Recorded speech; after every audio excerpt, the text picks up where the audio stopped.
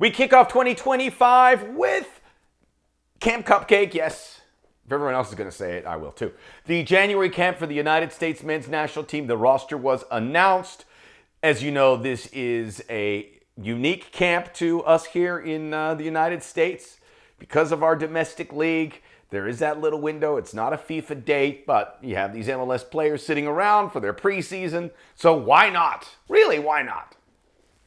And it will be the first for Mauricio Pochettino. And I think he's going to be pretty pumped about it because the guy likes to coach. So we will get into the roster announcement. We will, I'll give you my thoughts on the roster. Again, we got to wonder how many of these players will contribute to a senior team, how many of these players might find their way to the 2026 World Cup roster. There will be somebody here. I'll give you my number, but there will be at least a person that makes the World Cup roster that is on this January camp.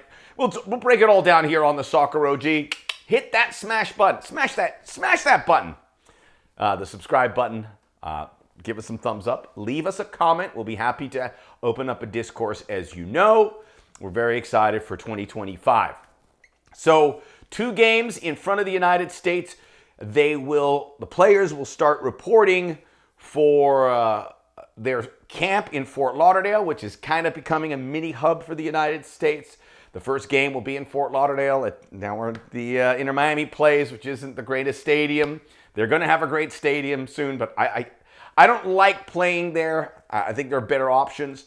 But Fort Lauderdale and everything in South Florida is a magnet right now for U.S. soccer, and it will continue. Really, the Southeast in general is going to be our hub overall. So January 18th, they will play Venezuela down there in Fort Lauderdale. January 22nd, they will go up. I used to live in Miami. I should know this. What is that? The 95 up to Orlando. My goodness, my retention is awful. To take on Costa Rica. These won't be really first teams because this is a unique camp for us. We're lucky we can get these games in there. Players don't need to be released. That is why of this 24-man roster, it is exclusive but one of players that call Major League Soccer home. Didn't even get any of the Liga MX guys. So this is a correlation between that. Of all the camps the United States get involved with, this is the one you should be least excited about. Here is the roster. We will go through the entire group here in a moment. 4 goalkeepers. That is a key position to keep an eye on. Defensively, some really, some big surprising names. George Campbell, Max Arfson. Then you have Jalen Neal, who's been off the boil and just got traded, is on there. And Walker Zimmerman gets back. No Jackson Reagan. I'm hearing conflicting information that he wasn't let off, that the team wasn't going to release him. Remember, Seattle has a busy calendar coming up. A lot of these MLS teams will have CONCACAF Champions Cup here coming in their very distant future, very, very close future. 4 midfielders, Benjamin Kremaski, Emeka Inelli, Diego Luna, Jack McGlynn. Diego Luna, one of the 2 big dual nationals that we'll talk about. That is one of the big topics here. And a bunch of forwards. Patrick Ajimang, Caden Clark, Jesus Ferreira, Brian Gutierrez, Mateo Milovic, and Indiana Vasilev, and Brian White. The fact that there's 4 midfielders tell you how they're designating them as kind of like number 6s, right? And the guys all those guys, except for Kremaski's an 8, McGlynn's an 8. So some of the guys in that forward rank will be essentially a midfielder. There's going to be some wiggle room between those 2 areas. But let us get into the big ticket items that I see it. I will start here, and I do believe in 2025, more so than any year in recent memory, there feels like a big gap from our senior team to this roster. There was a little more crossover in the past. Of this roster, you'll see more guys because there was more MLS-based players. But this was the process, right? We wanted to build that first team, and the line's pretty designated. Again, I think you probably have 3 players on this roster that will be on the World Cup. And they're not lockdown starters. Tim Ream might be too old by then. Miles Robinson is benefiting from a center back position that is not of the highest ilk. And one of these goalkeepers will be there. It looks like Matt Turner is going to be the starter, but Patrick Schulte's had a shot at starting. He could very well be the guy by 2026, especially if Matt Turner is not playing. And remember, Mauricio Pochettino said in his words, he wants players playing regularly. Didn't mention what league, didn't mention where they're going. He wants players regularly, suggesting that if you're not getting games elsewhere, Matt Turner or Gio Reyna, maybe get them here in MLS. He wants you to play games. So, Calendar and Freeze there of New York City FC, who I rate a lot. That's great that he got Matt Freeze, that he got the call-up. He really earned it, but he's going to have to jump a lot of people to get into consideration. I don't think he's going to get a game here. So Patrick Schulte, Zach Steffen here is a great opportunity. I think you could say one of those two, if not both, have a good shot of being on the World Cup roster. So, and it's, again, a reflection of the goalkeeping situation being so dire. I mean, we had news here at the end of 2024 that the loan move of Gaga Slonina ended, and he wasn't starting at Barnsley in the 3rd Division of English football. All our goalkeepers are trending in the wrong direction.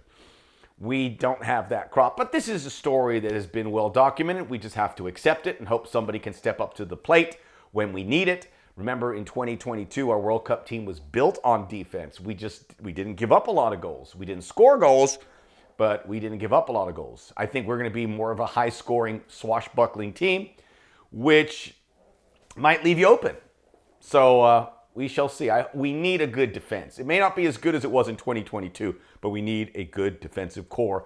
And there are some guys out there. We just need them all to start clicking up in the right direction. The defensive group, now that we've kind of touched into it, it's I don't know. It's hard to get excited. I mean, George Campbell, part of it, he plays at Montreal FC. You don't see him play, so I don't know what to tell you. But he's had some chances and hasn't really grabbed them. DeJuan Jones, I've always liked. We'll see if there's room in the fullbacking ranks, but the fullbacks are pretty set on that senior team with Anthony Robinson and Joe Scally. And hopefully Serginho Dest comes now. There might be room for one fullback. John Tolkien seems like the guy who could probably best seize that opportunity. And a lot of these guys might be on European teams by the summer of 2025. I would imagine John Tolkien may have kicked his last ball in MLS. There's a lot of rumors around him. DeJuan Jones was just traded to Columbus, so he could be there.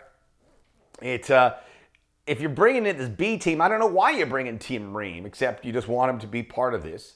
And Miles Robinson obviously could get some reps as well. Jalen Neal, who just was completely off the grid due to injury, had just been traded to Montreal.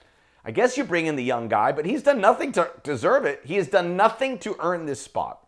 And I am fine with that, because when you look at this selection, obviously a lot of consulting from Mauricio Pochettino and his coaches on who to bring, about guys that have been in the mix, give him another opportunity. But you can also get the feeling that Pochettino saw a lot of tape on these guys, did a lot of whatever interviews, and some guys kind of got in there that I would have never been able to predict. Arfson, Campbell, Emeka Eneli. But there is something there that I think Mauricio Pochettino, now that he's had enough time in charge, that I like him. I want to get him in camp and see what he has. There's 4 or 5 guys there, I would say, that Mauricio Pochettino is kind of rubber stamped, so to speak, and getting them here outside of the consulting and whatever else from U.S. Soccer, the guys that have been in the system and you keep wanting to build them up. So that is there, and maybe one of those guys emerged. But I think there's a guy that can possibly very few guys are going to make that A team. But there's a chance to get guys into Europe. And Tolkien's at the top of that list. And there's like 2 or 3 other guys. Jack McGlynn's another one. I think you figure his move to Europe is imminent, and there has been some rumors out there. Patrick Ajimang, the forward, 24 years of age, but maybe he can follow that Daryl DK route. Out of college, draft pick, excels in MLS, and someone in Europe picks him up. Why not? He earned his spot. Really exciting prospect from Connecticut who went to the University of Rhode Island, so the path less traveled. So the defensive groups, you have those 2 guys. Walker Zimmerman's back. That's an interesting one, because When did Walker Zimmerman lose his starting position? He was really good for us. He may not be your favorite player. He may not be the sexiest center back. Doesn't pass the ball well. But when he was back there, the U.S. didn't concede goals in that cycle towards 2022. He's had some injuries. He's fallen off the grid. But he deserves a look. He has earned that. So he is in there. So hopefully he can get a good run. And some interesting fullbacks. So the midfielders, we'll talk about the dual nationals. There are two. There's Diego Luna and there is Brian Gutierrez. Gutierrez didn't do anything to earn his spot, but we know he has potential, and these guys want to see what he has. And I'm sure Pochettino's had a close look and said, okay, I'll kick the tires on this one. So those are the two guys. Now, one thing we have noticed about the dual nationals, small sample size for Pochettino, he hasn't gone out of his way to recruit these players, a long list of big-name guys. Maybe he doesn't see it. Maybe he doesn't want to be bothered because he knows this is about 2026 and bringing in some of these dual nationals might be for that next cycle. It's not happened. But this was something that Greg Berhalter excelled in. He got all his targets. All those targets rolled in from Balogun and Dest and Robinson, Jedi Robinson. All these guys kind of fell in. Not all under Berhalter's watch, but some of them certainly did. But this has been a non-factor for Mauricio Pochettino. But he has two guys, in Diego Luna and Brian Gutierrez, who have considered going to play for Mexico. We don't want to lose either one of these two, but we can't promise them a spot at the World Cup or on the senior team. Not yet. Diego Luna is an exciting prospect, but he maybe not quite fits in something. And they've talked to him when Pochettino first arrived about Luna, about the type of player. And he was like, yeah, it's good, but you could tell he just wasn't high on the pecking order, so to speak. But Brian Gutierrez will get a chance. I'm excited to see what he can do. And then you got the rest. I mean, I don't know, Caden Clark, I don't know, Indiana Vasilev. Brian White's earned it, but he is so far down the pecking order of strikers. It must be exhausting to look up there and see all these guys. You know, Brandon Vasquez just signed for Austin FC, and people are thinking he's seen his last minute with the national team. And he's way ahead of Brian White. I think Vasquez still has a shot at the senior team. Certainly if he scores a lot of goals in MLS, because remember, Pochettino said he wants guys playing. And there you have it. You know, it's okay. Again, there's no reason to get super excited. I'm excited to watch some games. But this is the one thing I am most excited for. All right? I got something about the January Camp Cupcake. What does Poch want to do? What does Mauricio Pochettino want to do? He wants to coach. He has to love the January camp. Instead of watching tape and doing this, he's got his whistle. He's on the training ground. South Florida, but it's January, so it's not too hot. And he is rolling up his sleeves and he's talking with players. This is his passion. This is what he does. So while other national team coaches are on the phone or watching tape, he's on the field. So this is a gift. And now, as I've said on past videos, anytime we have Mauricio Pochettino sharing his knowledge with whomever, whether they end up playing in the World Cup or not, this is time well spent. And Pochettino is part of it. So, you know, in Europe and South America, this isn't happening. No one's got, their national team is not on anyone's radar. Why should it be? But here it is. And every time he is in the system, especially with the Nations League looming in a couple months, it is good. So some things to wrap around. And just sleep well when camp starts, knowing that Mauricio Pochettino is sharing his knowledge with these players. Let's keep an eye on the goalkeepers. Maybe keep an eye on the center backs. Why not? And let's see if Diego Luna and Brian Gutierrez get a run as well. There is enough intrigue, right? And Pochettino's the most intriguing. The Soccer OG. Make sure you smash that like button, subscribe button. Help us get the numbers up as we get ready for what's going to be a fantastic 2025.